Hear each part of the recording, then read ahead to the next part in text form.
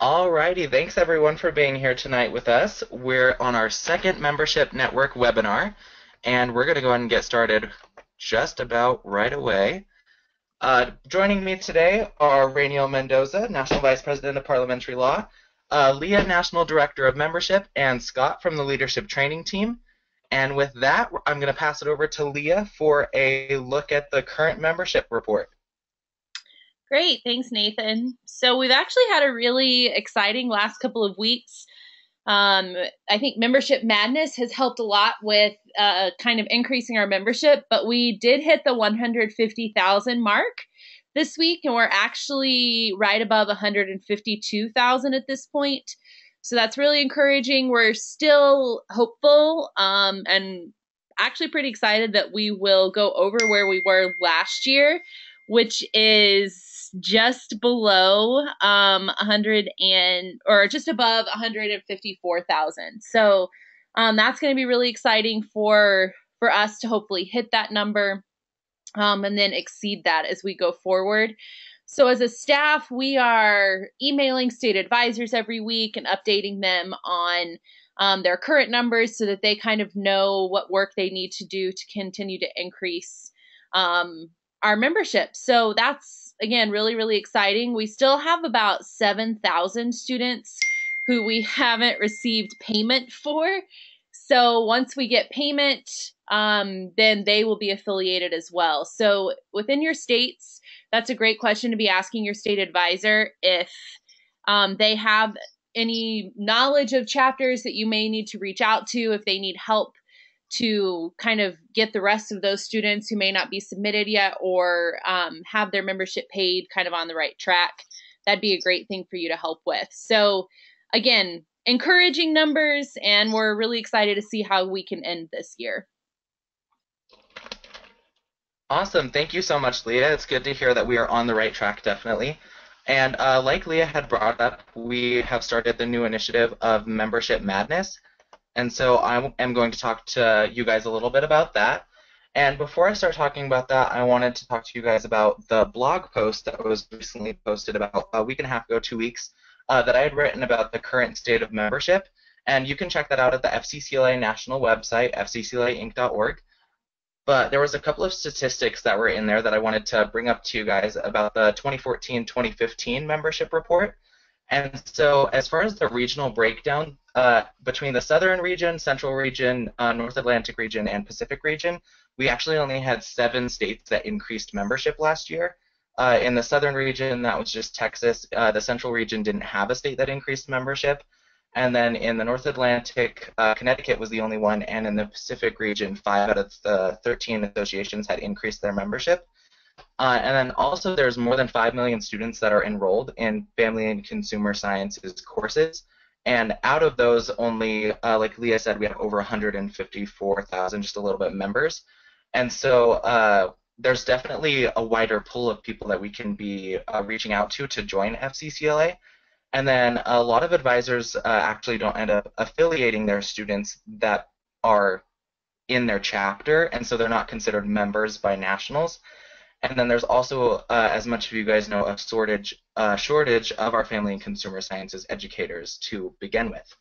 Now, Membership Madness is an effort by the NEC that is during the month of March, where we provide opportunities for members and chapters to apply for 10 Chipotle gift cards that were valued at $250. Those applications were due on March 10th, so that contest has been done, and we've actually announced the winners already.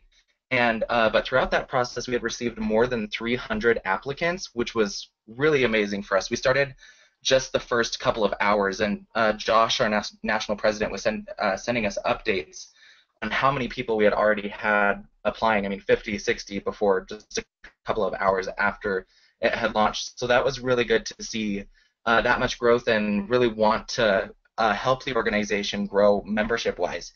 So with those applications that were sent to us, we also were offering member toolkits to people that applied for that Chipotle gift card. So I'm going to exit out of the PowerPoint and show this to you guys real quick. That if you're interested in applying for it, you can get the, oh, I don't know what that is. I'll just exit out of that. But you can membership madness toolkit to help you in your recruitment efforts. So just kind of give you guys a little bit of an overview. This right here is going to be the table of contents for the different things. So we have a lot of printable posters that you can use. And then right here is just a membership campaign layout or a program of work that your chapter can use for their goals for membership by the end of the year. And then we also have a simple recruitment committee that you can make up at the beginning of next year is really what it's meant for so that you can start off the year really well in the membership department. And then going on to just some of the different posters that we're offering that Josh and I had made to help you guys in recruiting, retaining, and recognizing your members. And so just some really fun spins on how you can recruit these members and get more involved in your chapter, FCCLA pickup lines. And then, of course, there's a printer-friendly version and then a more color-dense version of each of the posters so that it's friendly to cost for chapters. So they don't have to spend so much money on ink and paper and those types of things. And just really a fun way to mid-year or end-of-the-year blues when it comes to trying to recruit members. I know that we always are trying really hard at the beginning of the year to recruit members, but definitely by the end of the year, it's just you've been doing it for so long and it's really hard to keep going.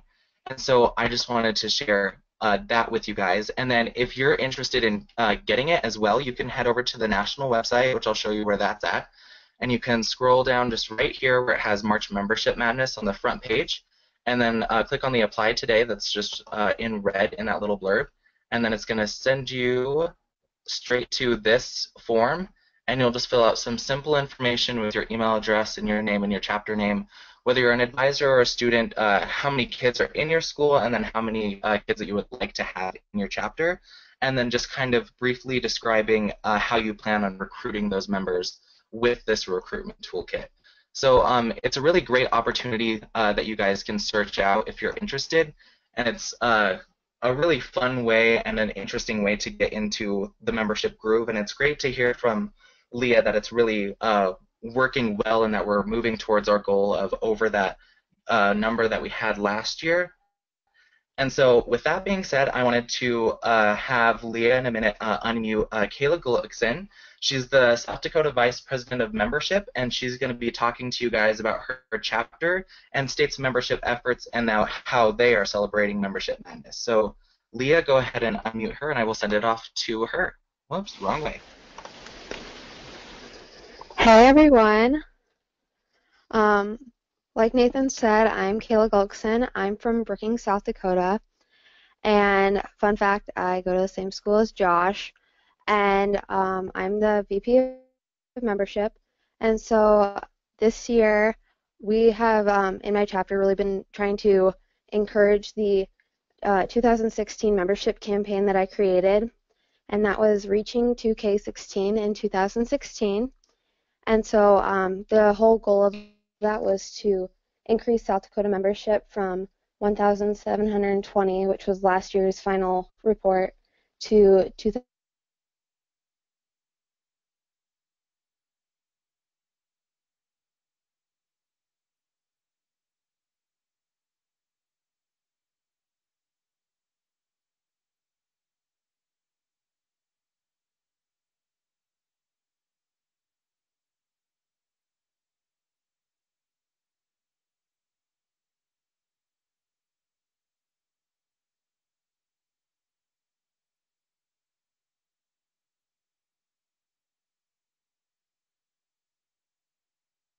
To increase as well. And so that's kind of what we're doing in the statewide.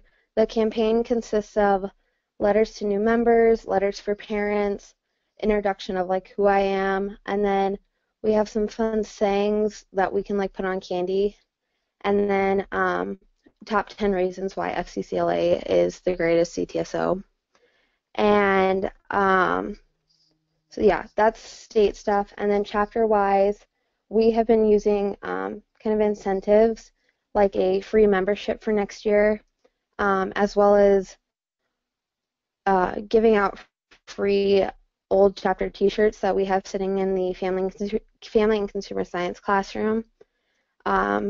for if someone recruits a new member, or if we've also used them to try to encourage more kids to do the Power of One and Step One applications. And so that's pretty much it on the South Dakota membership side of things. Awesome. Thank you very much, Kayla, for giving us just a little glimpse at what South Dakota is doing as an organization. I think that everyone that tunes into this can definitely take from some of the things that you guys are doing and definitely just help states all across the country help with recruiting new members. So now I'm going to go ahead and turn the time over to Rainiel, and he is going to talk a little about state meetings and retention. Thanks, Nathan. Hi, everyone. So last time we had our webinar, we talked about recruiting membership, and today we're going to discuss retaining members. Definitely an important activity to maintain throughout the year is chapter meetings, and that may be obvious to you all already, but meetings are where members get information and meet new people from all around the school. Especially at my school, I know that we have about 2,600 students. So when we have new FCCLA members or guests, friends of members that come into our chapter meetings, it's important to get to know everyone or get to know a new face. And so one way to do this is making sure that the meetings are made for the members and by the members. And by this we mean that you ensure the chapter projects are chosen by the members so that they're interested. Also, make sure that you are planning exciting meetings because nobody wants to attend a boring meeting, obviously. For example, our chapter does an icebreaker at the very beginning of a meeting, and if the meeting is a little longer than we expect it to be or longer than the meetings that we usually have, we have a short activity or energizer in the middle of it to make sure that nobody gets bored or the meeting doesn't get dull. Also, it's important to make sure that there's an agenda and purpose for the meeting so that everything is organized and everything can be accomplished in a timely manner and that items of business are handled properly. State conferences are in full swing. I can't speak today. And this is an exciting time for everyone, especially star events competitors. But it's also important to keep in mind that members that did not attend because they still need to get involved and you still want to retain them, obviously. After SLC, make sure that an idea is that you hold a special attendees and star events competitors talk about their experience to those who are not able to attend so that they can be inspired and encouraged to attend the following year. Also, lastly, another interesting idea I heard from a local chapter in my state is setting some type of mentor system like Greek life organizations have, big and littles, so that they can create strong connections and bonds, and that the more experienced members can share their ideas and their tips and experience throughout their FCCLA journey with the new members. And that's it. Awesome. Thank you very much, Rainiel. Now we're going to go ahead and turn the time over to Scott and Leah, and they're going to talk to you guys a little bit about post-membership involvement and Alumni and Associates, since we know that a lot of state officers are, for the most part, seniors, and then there are some juniors and sophomores as well. So I'll turn it over to you, Scott.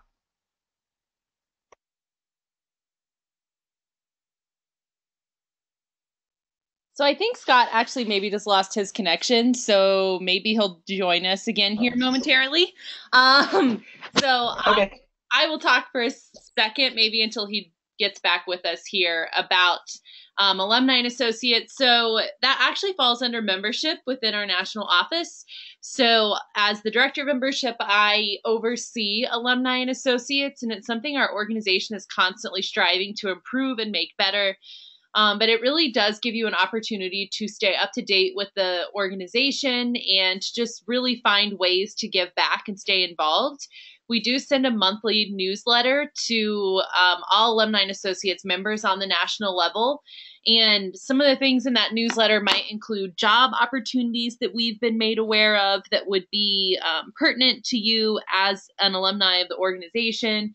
It might include volunteer opportunities or information about how to register for upcoming national meetings. I also would really encourage you to contact your state advisor after you graduate if you'd like to remain involved. So many state advisors need help with competitive events on the state level or volunteers for their state meetings and would love for you to come back and to assist with that. So those are just a few kind of small ways. We do have other opportunities like the leadership training team, which is what Scott is a part of. And it's available to alumni and kind of associates of the organization. And that group helps to facilitate our leadership training for the youth audience at the national meetings. And so Leadership Academy falls into that, and state officer training and some different opportunities. So if you're interested in giving back in that way, it's a little bit more of a time commitment, but it also, I think, if Scott could talk to you, would tell you it was a really rewarding experience for him. And so Scott's actually sent me what he was going to say since we can't hear him. Oh, he's back. So Scott, do you want to talk now about some things? Sure, I would love to. That was a quick trip. So I couldn't hear anything that Leah just said, but I did kind of pull 5 points together just that I thought are really important, and we want to highlight the opportunities. We know that you guys are busy student leaders, and you often do day by day, but just think about what it's like post-graduation, and your experience with FCCLA can end, but it certainly doesn't have to. There's tons of opportunities after that, but I'll highlight 5 of them. First and foremost, think about a career in family and consumer sciences education. We need really strong educators just like you in our hallways, to continue the mission of FCCLA. It really starts in our chapters and with our advisors and with our members. So you as an educator can definitely be an influence in that capacity. My second point is just join Alumni and Associates and have that experience of a national network of individuals who are really passionate about FCCLA and the impact that it has. My third is continue your involvement with your state association.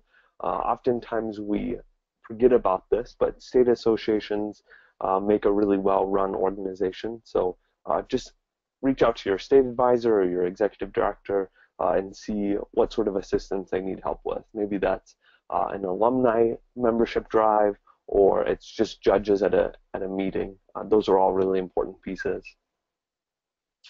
Fourth, apply for opportunities like a summer internship like I did at FCCLA's national headquarters, or even the leadership training team, which I currently serve on.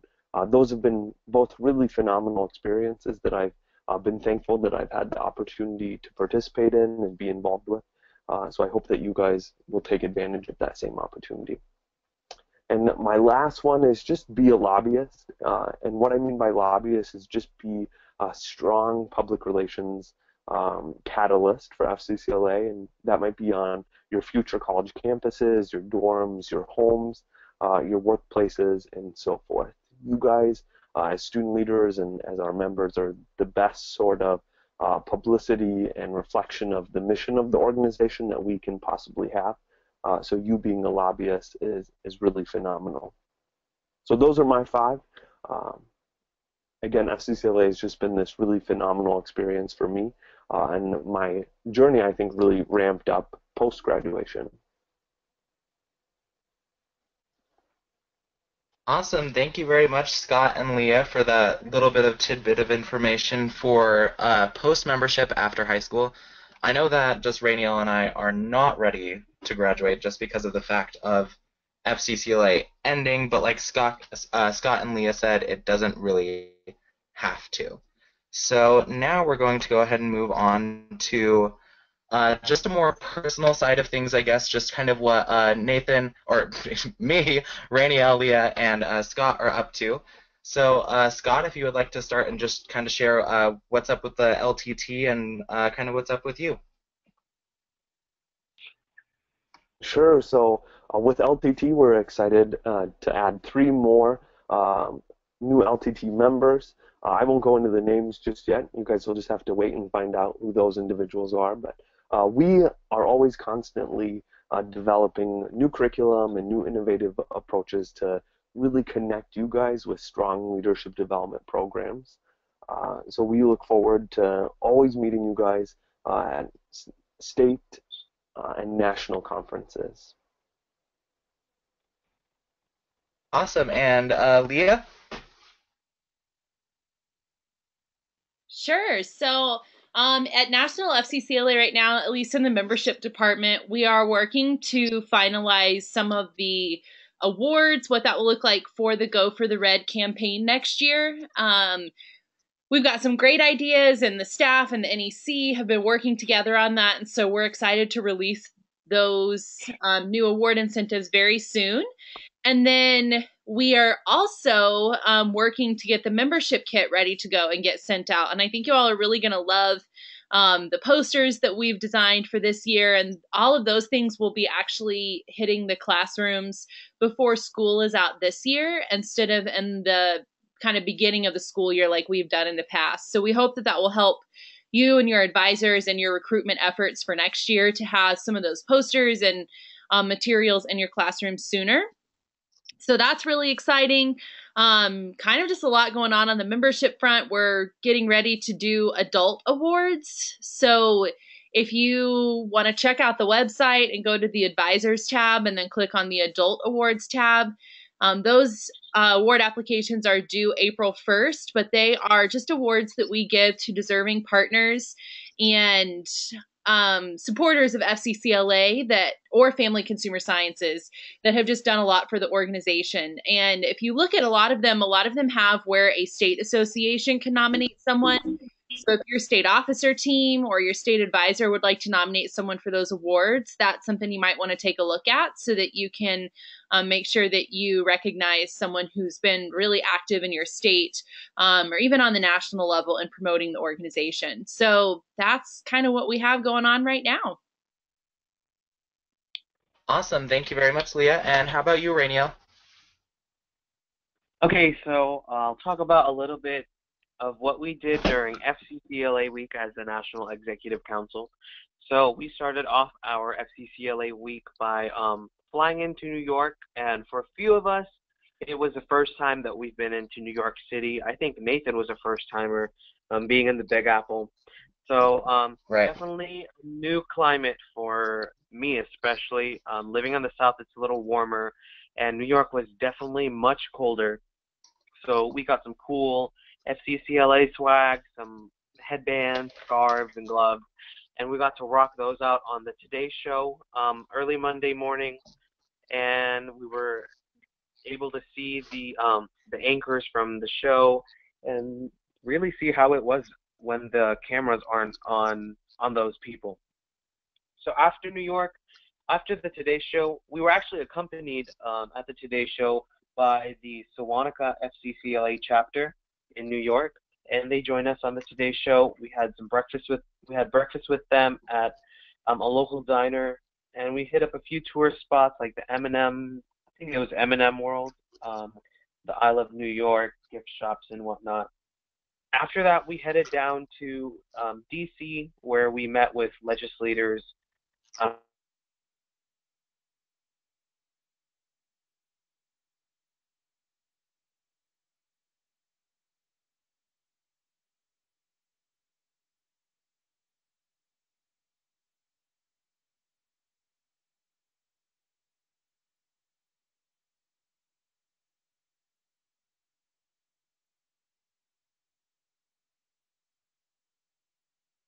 Which is super exciting. Awesome. Thank you very much, Rainiel. And obviously, I've been up to some of the things that Rainiel was talking about. FCCLA week was an absolute blast. Excuse me, I can't talk today either, Rainiel. But that was a blast. And then next week, I'm actually headed to Utah State Leadership Conference with Michaela Hendricks, the National Vice President of Public Relations. And so that should definitely be fun, and it'll be really interesting to just see a different way of doing a state conference, since I've only been to Wyoming's state conference, which is about, I don't know, a sixth of the size of what Utah's is. So it'll definitely be interesting to see those transitions that are being made.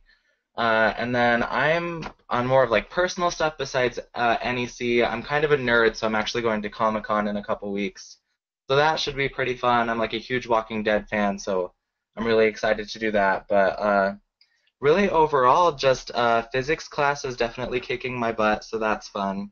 But overall, pretty much FCCLA and physics just overtake my life. But as of right now, that's okay.